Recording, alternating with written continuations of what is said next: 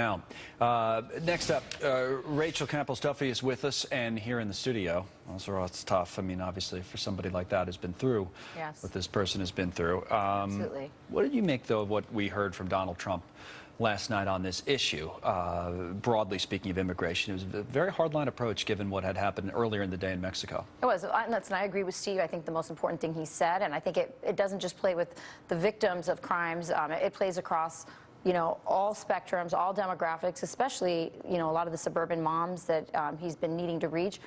If you've committed a crime in this country and you're undocumented, you need to leave, and they need to be at the top of the list, exactly what Steve said.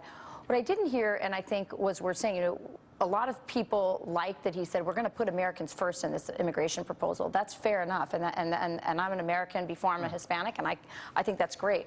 But there's a group of Americans that he did forget about, and those are American citizens, children born here whose parents are undocumented. Right. There's also the dreamers who know no other country other than America, and I wish that he had laid out a more his plan more fully. I think, he says he's a straight shooter.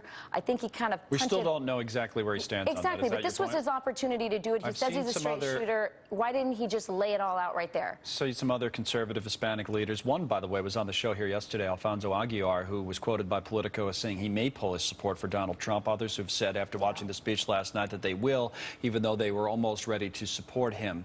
So that does bring up this broader question. Does he appeal politically to his base? Yes, a lot of people say he does with that type of rhetoric, but in terms of broadening it out, I'm not sure.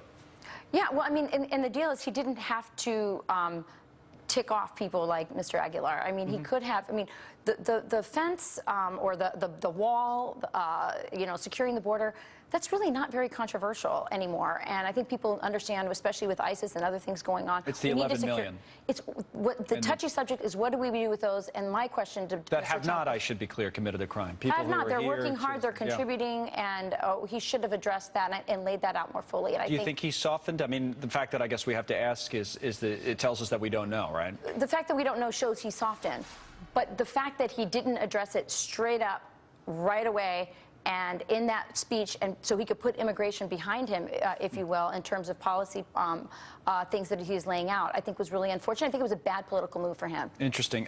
Rachel, thanks. Rachel Campos-Duffy with us. We're going to talk a little bit